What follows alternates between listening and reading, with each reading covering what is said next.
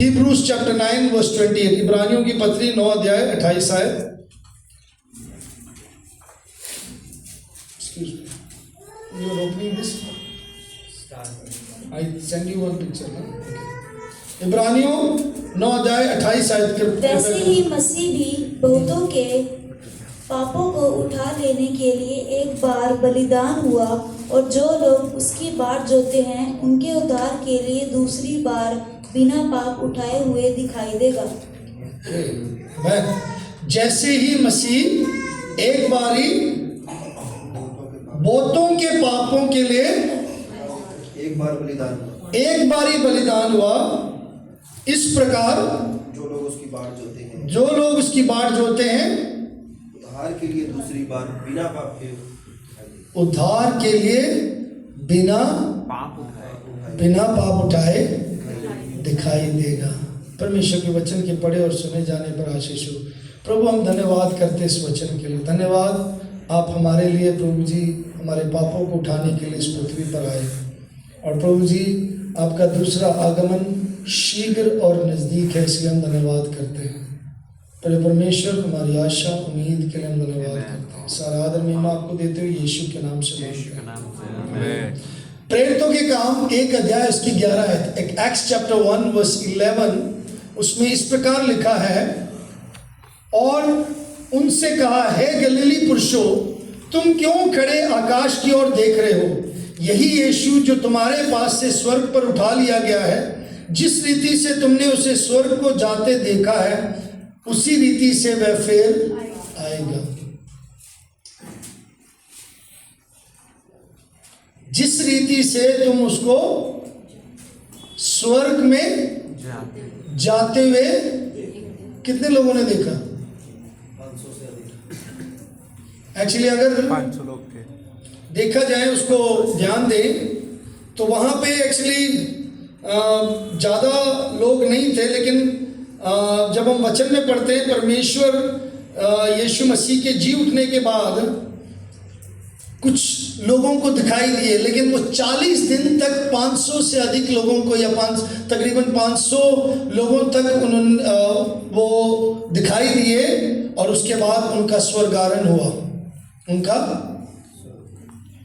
मुझे मालूम है क्रिसमस का समय है, आप गडरिया के बारे में सुनना चाहते हो, आप सेंटा क्लॉज के बारे में सुनना चाहते हो, आप मरियम के बारे में सुनना चाहते हो, आप यूसुफ के बारे में सुनना चाहते हो, आप तारे के बारे में सुनना चाहते हो, आप बालक यीशु के बारे में सुनना चाहते हो। लेकिन मैं आपसे कुछ सवाल आज करना चाहता हूँ। आज वो सवाल यीशु मसीह के जीवन के बारे में, आज यीशु मसीह के दोबारा आगमन के बारे में है। यीशु मसीह जो मृतकों में से जीवित होकर जिसने हमें जीत दिलवाया, उसके दोबारा आगमन के बारे में है। मेरे प्रियो, ये वो सीन है, ये वो घटना है जहाँ पर यीशु मसीह के जी उठने के 40 दिन तक, जैसे मैंने बताया, वो अपने चेलों को सिखाते रहे, जहाँ भी जाते रहे वो उनसे मिलते, गवाही देते रहे, और यीशु मसीह यहाँ पे पृथ्वी पर से उठाए जा रहे थे। उनका उठा लिया जाने वाला समय है, ये जो पिक्चर आप देख रहे हैं, वो उनका स्वर्गारोहण का समय है। और वो कहाँ उठा लिए गए? बादलों में उठा लिए गए। और उनके, अगर आप प्रेरितों के काम उसके पहले अध्याय जिसको हमने पढ़ा, वहाँ पे दूसरे उसी दिन, तब तक वह प्रेरितों को जिन्हें उसने चुना तब पवित्र आत्मा के द्वारा आज्ञा देकर ऊपर उठाया ना गया, उसने दुख उठाने के बाद बहुत से पक्के प्रमाणों से अपने आप को उन्हें जीवित दिखाया, और 40 दिन तक वह उन्हें दिखाई देता रहा और परमेश्वर के राज्य की बात करता रहा। उनसे मिलकर उन्हें आज्ञा दी, यरूशलेम ना छोड़ो, परंतु पिता की उस प्रतिज्ञा के पूरा होने की बाट जोते रहो, जिसकी चर्चा तुम मुझसे सुन चुके हो। क्योंकि यूहन्ना ने तो पानी से बपतिस्मा दिया, परंतु थोड़े दिनों के बाद तुम पवित्र आत्मा से बपतिस्मा पाओगे। अब उन्होंने इकट्ठे होकर उससे पूछा, हे प्रभु, क्या तू इसी समय इजराइल को राज्य फेर देगा? उसने उनसे कहा, उन समयों या कालों को जानना जिनको पिता ने अपने ही अधिकार में रखा है तुम्हारा काम नहीं, परंतु जब पवित्र आत्मा तुम पर आएगा तब तुम सामर्थ पाओगे, और यरूशलेम और सारी यहूदिया और सामरिया में और पृथ्वी के छोर तक मेरे गवाह होंगे। ये कहकर वह उनके देखते देखते ऊपर उठा लिया गया और बादल ने उसे उनकी आंखों से छिपा लिया।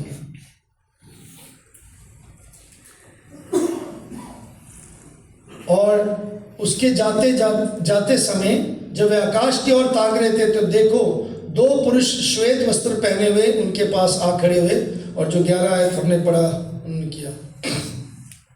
यहाँ पे चेलों के सामने एक चुनौती आई। वो चुनौती वो देख रहे थे और उनको समझ नहीं आया, या उनके पास जवाब नहीं था। जब यीशु मसीह का स्वर्गारोहण होने के बाद सवाल हमारे सामने ये आता है, यीशु मसीह का क्या है? आज हमारे जीवनों में क्रिसमस के बाद का सवाल होना चाहिए।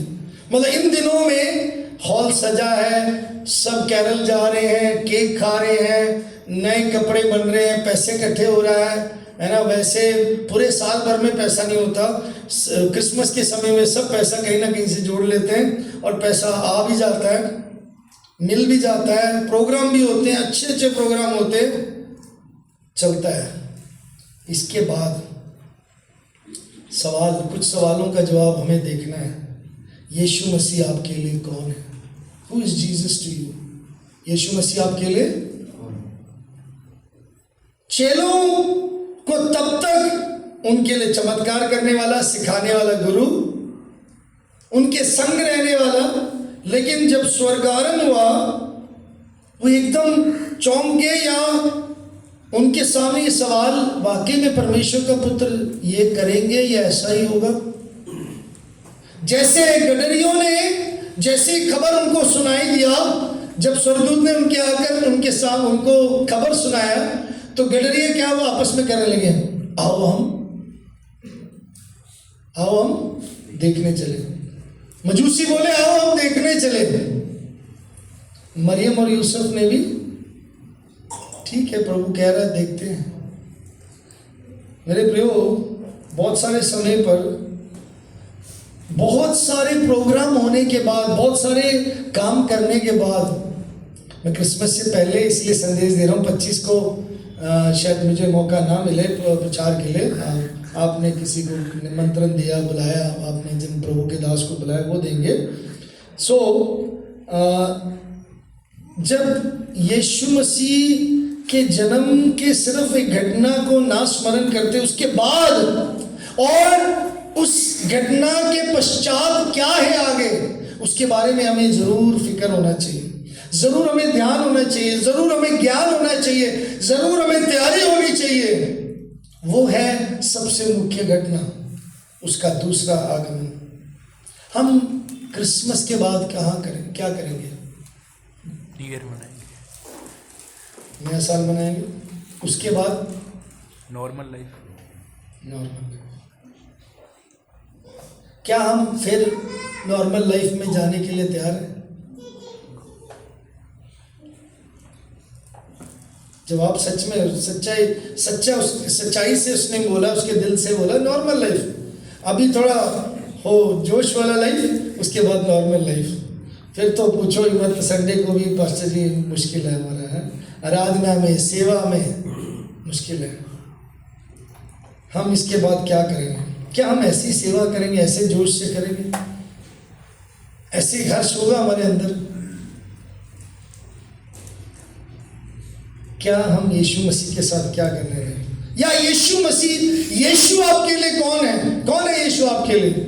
मैं सुबह जब इसके ऊपर एक सेकंड सवाल मेरे मन में आया, तो मैंने ये सोचा यीशु मेरे लिए सब कुछ है, बस इतना ही जवाब आ रहा था। लेकिन मैंने कहा क्या वो मेरा मुक्तिदाता, क्या मेरा हमसफर है, क्या वो मेरा मित्र है जो मुझे अति प्रेम करता है, क्या वो मेरा पिता है, क्या वो मेरा परमेश्वर है, क्या वो मेरा गुरु है, क्या वो मेरा उद्धार करता है, क्या वो मेरा कौन है? किस तरीके से मैं उसको लेता हूँ? या फिर मेरा एक चमत्कार करने वाला, मेरा एक मतलब बटन जिसको मैं दबाता हूँ और जैसे मुझे अच्छा लगता है उसने कर दिया ऐसा, या एक पर्सनालिटी जिसको मैंने जैसे अपने मन में उसको बना के रखा है, एक चेहरे को या एक चित्र को, ये है बस यीशु। What will you do with Jesus? मैंने बताया ना, कैरल गाना, अभी तो गिफ्ट लेना बहुत अच्छा है। मेरे ख्याल से आप में से कितने लोग कैंप में गए, कैंपों में गए, स्कूल में रहते हुए कोई एनसीसी कैंप में, वैसे यूथ कैंप में गए? कितने लोग गए कैंपों में? कैंप में गए, हम भी गए। वैसे घूमने फिरने गए बच्चों, मतलब दोस्तों के साथ कितने लोग घूमने फिरने गए? सूरज का थोड़ा थोड़ा उठ रहा है, अच्छी बात है। सूरज तो अच्छी तरह जाता है। उसके आगे जो बैठा ना, वो लड़का इतना जाता है घूमने फिरने, उसने हाथ नहीं उठाया, हमारा प्यारा आशु। तो उसको पता है, कोई जगह मुझे नहीं पता तो मैं उससे पूछ सकता हूँ कहाँ जाना चाहिए। तो घूमने के लिए हम जाते हैं 4-5 दिन, मान लीजिए आप लोग दोस्तों के साथ घूम के आए। जब वापस आते हो आप लोगों को लगता है वैसे एक, लगता है यार बहुत समय कितना अच्छा था, वो बढ़िया था, हम घूम फिर के आए, अभी फिर वहाँ जाना चाहिए। ओहो, कितने हम ऐसे हो जाते हैं जैसे, अरे ओए, फिर हम सबको बोलते हैं ना वैसे ही होना चाहिए। केरला जाके आए तो जैसे बच्चे हम लोग सब कहते हैं, ओहो फिर इधर आ गए, उधर वहाँ पे ऐसा खाने को मिलता है, ऐसे होता है। सबको एक होता है ना। कई बार हमारे भी नॉर्मल लाइफ में हम इतना वो ढीलेपन आ जाता है, कुछ दिनों के लिए बहुत अच्छा है, बढ़िया है, लेकिन कुछ दिनों के पश्चात सिर्फ कुछ यादें रखकर हम नॉर्मली ऐसे ही चल जाते हैं। क्या ऐसे ही है क्रिसमस? कुछ फर्क आया आपके जीवन में? कुछ तब्दीली हुई? कुछ आपने सीखा? कुछ 2025 बीतता जा रहा है, कुछ फर्क आया आपकी जिंदगी में? कुछ निर्णय लिया, कुछ किया, कुछ प्रभु के लिए आपने क्या किया? पौलुस बोलता है, मुझे यकीन है जो मैंने उसके ऊपर प्रतिति की है, मुझे यकीन है जो धरोहर मैंने सौंपा है वह उस दिन तक उसकी रखवाली करेगा।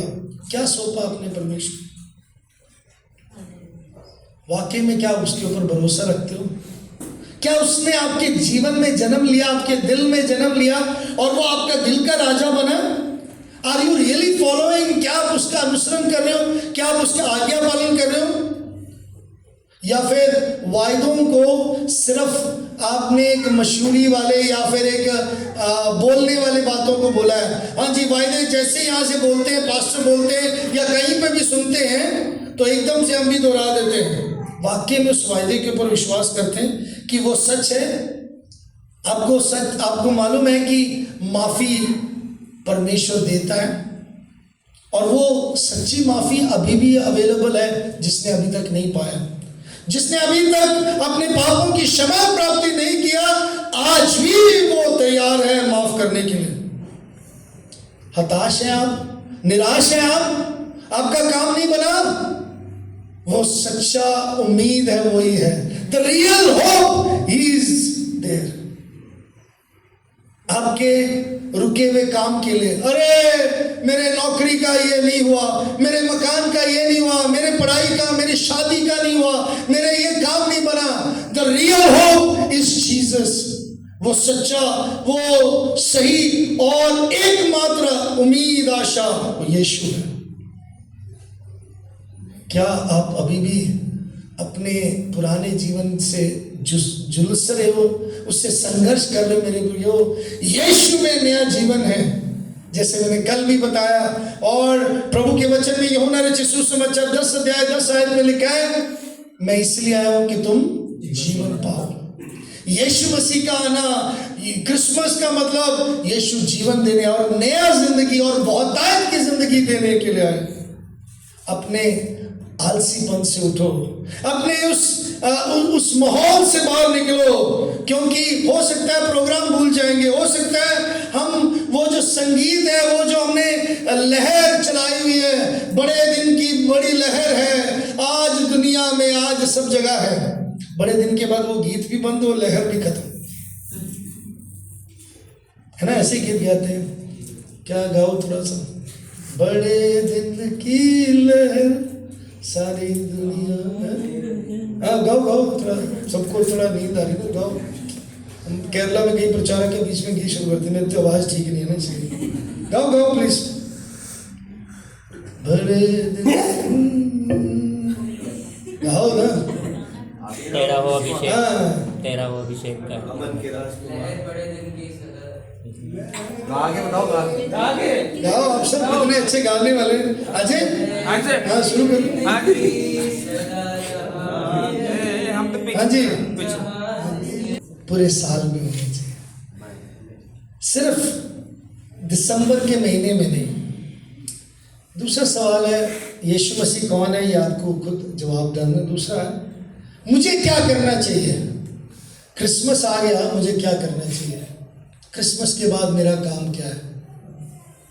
2000 साल पहले क्रिसमस हुआ, आज भी हम क्रिसमस मनाते हैं। कई बार हम यीशु को अभी भी छोटा बना लेते हैं, फिर उसको बड़ा कर देते हैं, फिर उसको कुछ चर्च वाले जैसे करते हैं 11 फेस में, कई जगह पे एक चर्च है, मतलब कई जगह पे करते हैं वो, फिर उसको फिर गाड़ते हैं, फिर उसको खोद के निकालते हैं। Every year we do like that. क्या क्रेजीनेस है और किस प्रकार का। इसलिए मुझे ना वो वर्ड जो क्रेजीनेस, पागलपन हिंदी में बोला जाता है ना, उसको मसीह गीतों में डालकर मसीह के लिए बोलना मुझे बड़ा अजीब लगता है। पागलपन is a wrong negative sense, उसको मसीह के लिए गाना और मसीह के सेंस में डालना बड़ा अजीब लगता है। मतलब कई लोग बोलते हैं मैं पागल हूँ, दीवाना हूँ मसीह के लिए।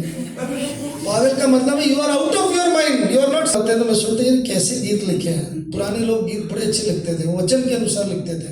आज के नए गीत इमोशनली होते हैं, बड़े स्टेरअप होते हैं, जैसा उसको चाहा, जैसे उसके मुंह में आए वचन वैसे बोलते। Anyway let's come back. What should be I doing, मुझे क्या करना चाहिए। 8वीं आयत पढ़ो, प्रेरितों का काम पहले अध्याय 8वीं आयत में क्या लिखा है। परंतु जब पवित्र आत्मा तुम पर आएगा तब तुम सामर्थ पाओगे और यरूशलेम और सारे यहूदियों और सामरिया में और पृथ्वी की छोर तक मेरे गवाह होंगे। आमीन। पवित्र आत्मा जब तुम पर, पवित्र आत्मा आ चुका है। प्रेरितों का काम दूसरे अध्याय, पहले अध्याय में प्रॉमिस हुआ और मतलब प्रभु ने कहा कि इंतजार करो। दूसरे अध्याय तक पेंतीकोस्त के दिन पवित्र आत्मा उतर कर आया। आने के बाद जितनों ने ग्रहण किया, जितनों ने पाया, उन्होंने बपतिस्मा लिया और प्रभु के पीछे चलने लगे। देन पवित्र आत्मा उस समय से लेकर, उस घड़ी से लेकर पवित्र आत्मा ने निवास किया। पवित्र आत्मा वापस नहीं गए। पवित्र आत्मा वापस चले नहीं गए। जैसे पुराने नियम में आते थे, जाते थे, सेवा करते थे, ऐसा नहीं हुआ। पवित्र आत्मा उसके बाद निरंतर हमेशा के लिए वास किया और आज भी पवित्र आत्मा वास करते हैं। कहाँ पे वास करते हैं? परमेश्वर का मंदिर, जो परमेश्वर का मंदिर है उसके अंदर। जिस देह में कुरिन्थियों की पत्री में क्या तुम नहीं जानते तुम्हारा शरीर परमेश्वर का मंदिर है, क्योंकि मोल लेकर उसने खरीदा। पवित्र आत्मा पाने के बाद जब हम यीशु मसीह को ग्रहण करते हैं, परमेश्वर अपने आत्मा को हमारे अंदर डालता है।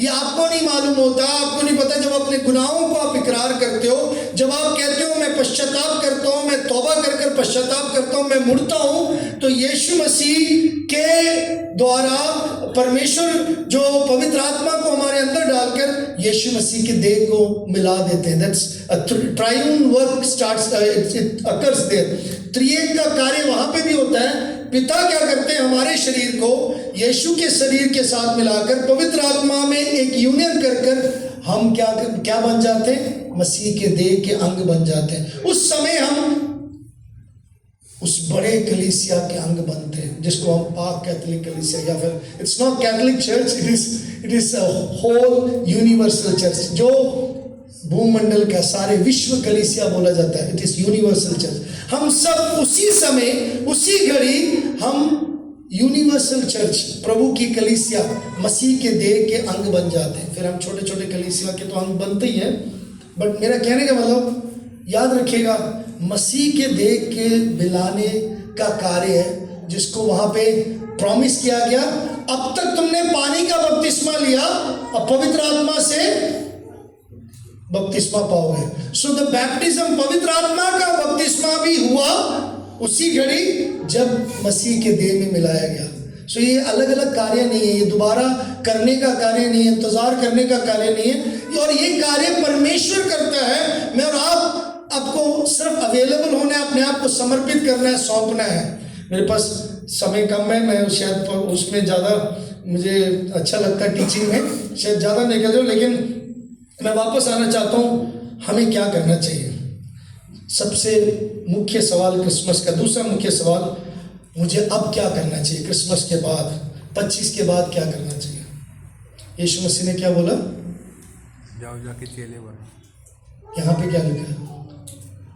सामर्थ पाओगे तो तुम यरूशलेम, सारे यहूदिया और सामरिया में पृथ्वी के छोर तक मेरे गवाह ठहरोगे। इस आयत को एक और बात मैं क्लियर करना चाहता हूँ, क्योंकि मैंने एक पवित्र आत्मा के बारे में क्लियर। नेक्स्ट बात, कई लोग सोचते हैं सामरिया यहूदिया, वो एक्चुअली पहले से पास्टर लोग या हमारे जैसे टीचर्स थोड़ा समझाने के लिए बोलते थे कि पहले अपने नगर में करो फिर बाहर करो, ऐसा नहीं। लिटरल इसका मीनिंग क्या है? उस समय प्रभु ने चेलों को बोला अपने इलाके में करना है, ठीक है। उसको बार बार अभी भी हम यही अप्लाई करते हैं, पहले हम कुंबड़े में पहुंचेंगे, फिर हम मोहाली में, फिर हम पंजाब में जाएंगे, ऐसा नहीं, ऑलरेडी पहुंच चुका है, ठीक है। अब हमारा कार्य है कि हमें गवाह ठहरना है, और वो सामर्थ इसलिए दिया है कि हम बड़े अचंभे कार्य करने के लिए नहीं, हमें गवाह बनने के लिए, गवाही देने के लिए।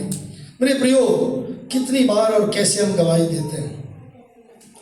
प्रभु ने मुझे चंगाई दिया, प्रभु ने बच्चा दे दिया, प्रभु ने नौकरी दे दिया, प्रभु ने छुड़ा दिया, प्रभु ने चंगाई दी, ये गवाही है? हाँ जी, ये गवाही है? क्या लिखा है यहाँ पे 8वीं आयत में? पर जब पवित्र आत्मा तुम पर आएगा तब तुम सामर्थ पाओगे। ओके, पवित्र आत्मा आया मतलब हमें ग्रहण करने, जब हम यीशु मसीह को ग्रहण करते हैं, अपने पापों को छोड़कर उसको ग्रहण करते हैं, तो पवित्र आत्मा आएगा, पवित्र आत्मा हमें मिलेगा, पवित्र आत्मा परमेश्वर देते हैं। उसके बाद क्या हुआ? और यरूशलेम और सारी यहूदिया और सामरिया में और पृथ्वी की छोर तक मेरे गवाह होंगे। क्या होंगे? गवाह होंगे। मेरे गवाह होंगे। गवाह बनने का मतलब क्या है? आज के समय पर, पिछले दिनों में हम लोग अपने ट्रस्ट का, जो TLC चर्च हमारा ट्रस्ट है, उसको हम वहाँ गए, क्या कहते हैं उसको, कचहरी में, या इसको क्या बोलते हैं, रजिस्ट्रार के दफ्तर में गए, तो एक गवाह चाहिए था। तो हमारे वकील साहब ने गवाह को अरेंज किया, उसको पैसे भी दे दिया, उस वकील का काम था। सो गवाह ने क्या देखा, गवाह ने पूछा हमारा नाम, हमारा क्या है, फिर क्या पढ़ रहे उसमें से देखकर, फिर वो गवाह ने क्या किया? सिग्नेचर दिया, उसने हस्ताक्षर किया। किस बात पर? किसने हस्ताक्षर किया? कि वो एक गांव का सरपंच है, और उसने ये हस्ताक्षर कि मेरी गवाही में मैं इस बात की सहमति देता हूँ, मुझे मालूम है ये सही है, मुझे मालूम है सही है, सच है। हम सच्चाई का, हमें सच का हमें गवाह बनना है, सच्चाई के हम गवाह हैं। जब चरवाहों को प्रभु के दूत ने आकर बोला, तो उनको क्या बोला?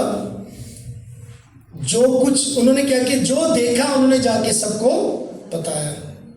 मेरे प्रियो, पौलुस जो सबसे ज्यादा विरोधी था, वो प्रभु का सबसे ज्यादा प्रचारक बना। क्या किया उसने? गवाही दिया, उसने गवाह बना। दूसरे कोरिन्थियों 15 अध्याय 16, जल्दी कोई पढ़ दे, दूसरा कोरिन्थियों 15 अध्याय 16 की पढ़ दे।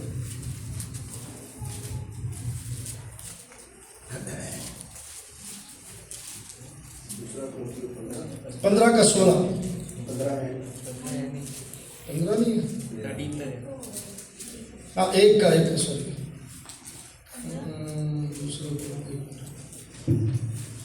जहाँ पे लिखा है कि कोई शरीर के अनुसार नहीं, बल्कि जो मसीह में वो एक नई सृष्टि है। देखो पुरानी बातें बीत गई है।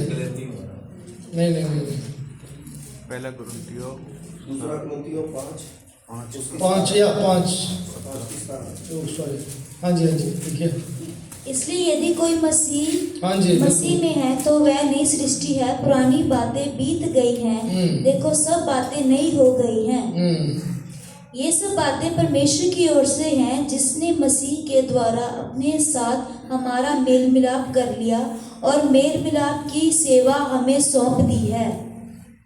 अर्थात परमेश्वर ने मसीह में होकर अपने साथ संसार का मेल मिलाप कर लिया और उनके अपराधों का दोष उन पर नहीं लगाया, और उसने मेल मिलाप का वचन हमें सौंप दिया है। हमें क्या क्या सौंपा? मेल मिलाप का वचन। मेल मिलाप का वचन। से पहले मेल मिलाप की सेवकाई। हमारा मेल मिलाप क्यों हुआ? ताकि हम मेल मिलाप की सेवकाई करें। क्या करें? मेल मिलाप की सेवकाई करें, दूसरों को मिलाएं परमेश्वर से। हमारा कार्य क्या है? प्रभु ने हमें जिम्मेदारी दी है उसके बारे में, क्रिसमस के बारे में। यीशु का जन्म हुआ और यीशु मसीह दोबारा आ रहे हैं, इस बात की गवाही हमें दूसरों को बताना है, इस बात के हमें गवाह ठहरना है। मुझे लगता है, क्यों आपको लगता है क्यों नहीं लोग बताते हैं, या क्यों नहीं हम गवाही देते? पता है आपको? आप अपना जवाब दीजिए, क्यों नहीं आप गवाही देते? आज आपने कितने लोगों ने गवाही दिया? समय नहीं था इसलिए नहीं दिया। कल क्यों नहीं दिया गवाही? कोई बता सकता क्यों नहीं देते हैं? यस, सबसे मुख्य बात है, हम डरते हैं। क्या करते हैं? We are afraid to tell others Christ because we are afraid to face rejection. हमें सबसे डर लगता है कि लोग हमें क्या बोलेंगे, लोग हमें ठुकरा देंगे, लोग हमें मना करेंगे। मैं यीशु के बारे में अगर बोलूँगा तो लोग मुझे तिरस्कार करेंगे, मुझे नहीं अपनाएंगे। पीपल विल रिजेक्ट मी। कई लोग ये नहीं पसंद करते कि लोग मुझे कहें कि मैं बड़ा धार्मिक बन गया, है ना? मैं बड़ा धार्मिक बन गया। मैं जब यीशु मसीह को ग्रहण किया, मेरा ना बीकॉम में एडमिशन हुआ था एएस कॉलेज खन्ना में। मसीह में नए नए आए और सारे मसीह गीत गाना, मैंने शायद पहले भी बताया था। मैं बस में जाता था, लुधियाना से खन्ने तक बस में जाता था, पास बनवाया। बस में बैठे और भी हमारे स्टूडेंट्स थे। अब स्टूडेंट जो लुधियाना में जा रहे इकट्ठे, हम ढोलेवाल चौक में पता लग गया जी हम इकट्ठे जा रहे हैं, फ्रेंड्स बन गए। 2-3 दिनों के बाद सब बस में बैठे, टाइम लगता है 1.5 घंटा लगता, मतलब पौना घंटा उस समय बस में लगता था। तो चलो जी, सबने गीत गाना शुरू कर दिया। हाँ जी, हम क्या करते हैं? क्या करते हैं? गीत गाते हैं। हाँ, मतलब कुछ और, उसको एक गेम बोलते हैं, यू नो इट ना। तो वो करने लगे, तो मुझे बोले कि आप भी गीत गाओ। तो मैंने मसीह गीत गाया। क्या गया? मसीह की। अरे तुम कितना धार्मिक है, क्रिश्चियन सॉन्ग गाता है, ये धार्मिक गाना। हम लोगों से डरते हैं कि धार्मिक बन गए, हम बहुत धार्मिक, इसलिए हम नहीं बताते हैं। हमारे मित्रों को, हमारे सहकर्मियों को, सहपाठियों को, पड़ोसियों को नहीं बताते, क्योंकि उनको लगता है कि हम धार्मिक बन गए और हम ये नहीं। मेरे प्रियो, मैं आपको बताना चाहता हूँ, अगर आप नहीं चाहते आपके मित्र वो हमेशा के लिए खो जाएं, आप नहीं चाहते कि आपके रिश्तेदार हमेशा के लिए आपसे बिछड़े रहें, आप उनको बताइए, उनको गवाही दीजिए। आपके बहन भाई, आपके मित्र पड़ोसी जो आज आपके संग है, अगर आप चाहते वो भी स्वर्गों में आपके साथ जाए, वो भी हमेशा के लिए आपके संग रहे, वो भी उस आनंद को प्राप्त कर लें, आप उनको बताइएगा, उनको गवाही दिएगा। दूसरा कारण पता क्या है? पहला कारण तो हम डरते हैं, तो दूसरा जल्दी से, टाइम नहीं है हर पॉइंट को एक्सप्लेन करें। दूसरा कारण, हमें खुद नहीं मालूम कि क्या गवाही देना है। यहाँ पे अगर खड़े करें सबको गवाही देने के लिए, तो बहुत अभी समय नहीं, मुझे सच में आई नीड टाइम। मैं अब कलीसिया से बोलता हूँ, प्लीज समय निकालो, आप आया करो, बाइबल स्टडी में सीखा करो। We have so much to give, इतना कुछ कि हम दूसरों को जाके बताएं। हम कोई आपसे भीख मांगने आया और आपके पास रोटी नहीं है, तो आप बताएंगे भैया वहाँ पे फ्री में रोटी मिलता है, जाके खाओगे? बताते हो? करते हो कि नहीं? करते हैं। कई बार हमें कईयों को ऐसे बताना पड़ता है, भैया यीशु मसीह है जो आपके जीवन को बदल सकता है। आपके जीवन में वही है जो शांति को लेकर आ सकता है। इतना सा काम करना है, इतने सी बात बताना है। गवाही देने के लिए बहुत लंबे चौड़े बात की जरूरत नहीं है। हाँ, अगर आपको गवाही किसी मंडली में देना है तो आप ट्रेनिंग लेना, या आपको हम सिखाएंगे 3 बातें याद रखना। मसीह से पहले आपका जीवन कैसा था, मसीह को कैसे अपनाया, और मसीह के बाद क्या है जीवन। 5 मिनट में बल्कि 3 मिनट में आप गवाही दे सकते हो। 1 मिनट मसीह से पहले, मसीह को कैसे पाया, और 1 मिनट मसीह के बाद आपका जीवन कैसे। कैलकुलेट करना चाहते हो, कर लो, थोड़ा गिनती कर लो। मेरा नाम शिजू फिलिप है, मेरा जन्म 3 मिनट में बोलने की एक गवाही है। लंबा चौड़ी बात नहीं बोलो, मैं लुढ़का फिर रहा था, मैं ऐसा था वैसा था। नशे करने वाला नशे ही है। फिर आप मसीह में आने के बाद का भी ज़रूर बताना, मसीह को कैसे ग्रहण किया ये भी ज़रूर बताना। ओके नाउ, गवाही देना, किसी को बताना, जैसे आप सब बताते हो बढ़िया हॉस्पिटल मिला है। अब पिछले दिनों में हमारे भाई साहब ने मुझे बताया, पास्टर जी इतना अच्छा हॉस्पिटल मिल गया, हमने वहाँ पे एडवांस पे कर दिया, वहाँ पे सब अच्छा टेक केयर हो जाएगा, कोई फिक्र नहीं करना डिलीवरी के लिए। तो मैंने बोला बहुत अच्छी बात है। तो उस हॉस्पिटल की मशहूरी या उस हॉस्पिटल के बारे में क्या है, गवाही दे रहे हैं। ठीक है, मुझे मिले और मुझे बताया कि हॉस्पिटल में इलाज अच्छा हो रहा है, अच्छा बढ़िया हो रहा है। तो हम उस हॉस्पिटल के बारे में किसी और के मुंह से सुन रहे हैं। हम यीशु मसीह के बारे में हमारे मुंह से कितने लोगों को सुनाते हैं। फर्स्ट थिंग, हम डरते हैं कि लोग हमें तिरस्कार ना करें, मतलब डरते हैं लोग हमें ठुकराए ना। दूसरी बात, डरते हैं लोग हमें धार्मिक ना कहें कि हम रिलीजियस फ्रीक बन गए। तीसरी बात, हमें मालूम नहीं, इसलिए मालूम नहीं मतलब हमें ज्ञान नहीं है। ज्ञान कब होगा, जब वाकई में आपके जीवन में परिवर्तन होगा, जब वाकई में आपने पापों की क्षमा प्राप्त किया, वाकई में आपने यीशु मसीह को ग्रहण किया, आप जरूर गवाही देंगे। मेरे पास समय फिर कम है और खत्म करते हैं। मैं आपको बताना चाहता हूँ, आपका काम, हमारा काम यही है कि उसकी गवाही देना। और तीसरा मुख्य काम, मुझे उसके आने के लिए कैसे तैयारी करनी है। वो आए पहली बार बालक बनकर, उन्होंने अपना काम किया, अब मुझे उनके आने के लिए क्या तैयारी करना है, क्या तैयारी करना है। हाँ जी, उसके आने की तैयारी में हमने अपने आप को पवित्र रखना है, अपने आप को उसकी सेवा में लगा रहना। वो जब आएंगे देखेंगे कौन उसके काम करने वाले हैं, कौन उसके लिए तैयार है। मेरे प्रियो, ये बहुत ज़रूरी है। The second coming is what very important. ये कैसे होगा, तुरंत होगा और एकदम होगा, और ये इसमें कोई गलती नहीं होगी, उसमें कोई पहले आपको नोटिस नहीं दिया जाएगा, पहले कोई नोटिस नहीं दिया जाएगा। कल परसों मैं अपने भाई साहब से बात कर रहा था, भैया ये गलती हुई। उसने मुझे बोला, आपने मुझे पहले क्यों नहीं बताया, ये गलती मेरी, मुझे सुधारना चाहिए। मैंने बोला, भैया आगे से मैं तुम्हें एक एक चीज़ बताऊंगा कि ये गलतियां नहीं करना है ना। लेकिन प्रभु के आने के लिए कभी भी आपको कोई नोटिस नहीं मिलेगा, कोई भी आपको इतला नहीं मिलेगा। तो प्रिपरेशन में 2 बातें जरूरी है। प्रिपरेशन में 2 बातें। पहली बात, हमें पक्का होना चाहिए कि हमारा नाम जीवन के पुस्तक में लिखा है कि नहीं। दैट मीन्स मेरा प्रभु के साथ संबंध है कि नहीं। यीशु मसीह ने चेले जब आकर बोले कि हमने ये काम किया, यीशु मसीह ने चेलों को बोला कि जाके सेवा करके आओ।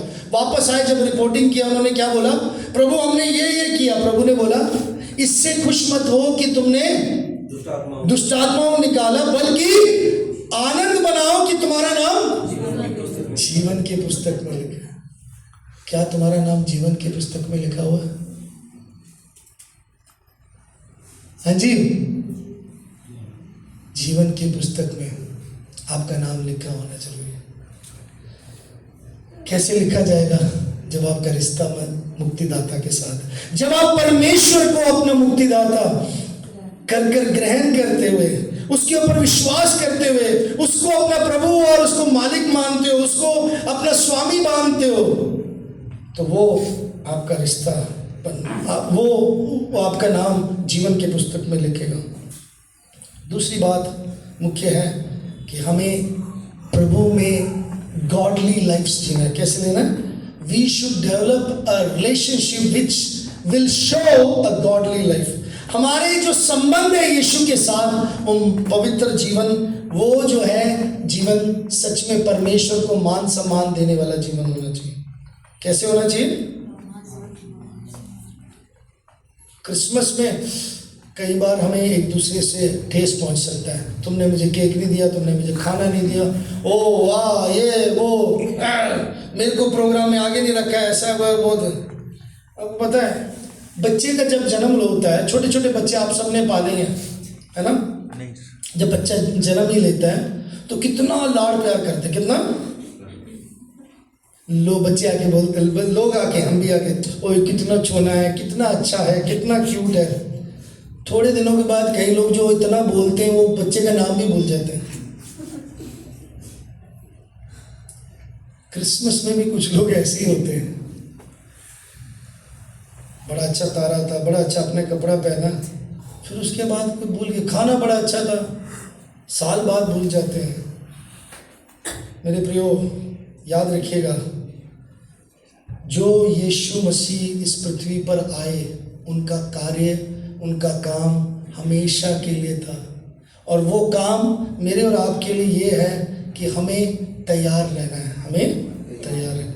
उस घड़ी के लिए उसने बोला, जब तुम नहीं जानते, जब तुम्हें नहीं मालूम होगा, तैयार रहो, be prepared to meet the God. मेरे प्रियो, कितने लोग तैयार हैं उसके दूसरे आगमन के लिए? क्या आपने यीशु मसीह को अपना मुक्तिदाता करके ग्रहण किया? क्या आप उसके साथ जीवन व्यतीत कर रहे हो? क्या आपने समय निकाला उसके बारे में दूसरों को गवाही देने के लिए, गवाह बनते हुए आपके आसपास के लोगों के लिए? और क्या आप तैयार हो उसके दूसरे आगमन के लिए? ये 3 सवालों के साथ मैं छोड़ना चाहता हूँ। क्या आपने यीशु मसीह को अपना मुक्तिदाता करके ग्रहण किया? दूसरी बात, अगर ग्रहण किया तो आप संबंध बिता रहे हो उसके साथ रोज बे जिंदगी में? क्या आपका एक संबंध है कि नहीं? Are you spending daily life living for him? प्रतिदिन क्या आप उसके साथ जी रहे हो? कई बार ना हम फर्स्ट संडे को ही प्रिपेयर रहते हैं, प्रभु का मेज में आना है, हमें तैयारी करना है, हम अपने आप को प्रभु क्षमा करना, we have to lead daily holy life. प्रतिदिन हमें पवित्र जीवन जीना है, प्रतिदिन उसके साथ हमें, मेरे प्रियो, उसके लिए एक मसीह को आदर मान करने वाला एक जीवन व्यतीत करना है। दूसरी और तीसरी आखिरी बात, क्या आप तैयार है उससे भेंट करने के लिए? भेंट करने के लिए, मान लीजिए किससे मिलने जाते हो, लास्ट और मुख्य बात यह है, आप क्या दे रहे हो? या जब आप मिलते हो तो वो आपसे दूर, याद रखना, जब वो आपसे मिलेंगे आपको वो इनाम देने के लिए तैयार है। क्या देने के लिए? इनाम देने के लिए। स्वर्गों में वो हमें क्या देगा? इनाम देगा, मुकुट देगा। वो तैयार रखा है उसने, मेरे और आपके लिए मुकुट देने के लिए तैयार है। वो इनाम है, पुरस्कार हमने पाना है। इसलिए कहते हैं, दौड़ में तो सभी दौड़ते हैं, तुम इस प्रकार दौड़ो कि इनाम को पाओ। Be prepared for that coming, be prepared for that day. आपकी तैयारी उसके दूसरे आगमन के लिए होना चाहिए, उसका सेकंड कमिंग के लिए होना चाहिए। यीशु मसीह आया जरूर, लेकिन उसका दूसरा आगमन शीघ्र और जल्द, और वो पक्का है। वो सब आंखें सब देखेंगे, तुरी फूकी जाएगी, प्रधान दूत ललकारेंगे, और जो मसीह में मरे वो जी उठेंगे, और हम जो है जीवित हैं हम उठा लिए जाएंगे। Hallelujah, hallelujah. उस धन्य आशा के लिए तीतुस की पत्री 2 अध्याय 13 आयत, आइए हम मिलकर पढ़ें, सब लोग मिलकर पढ़ेंगे, खड़े हो जाएंगे। लास्ट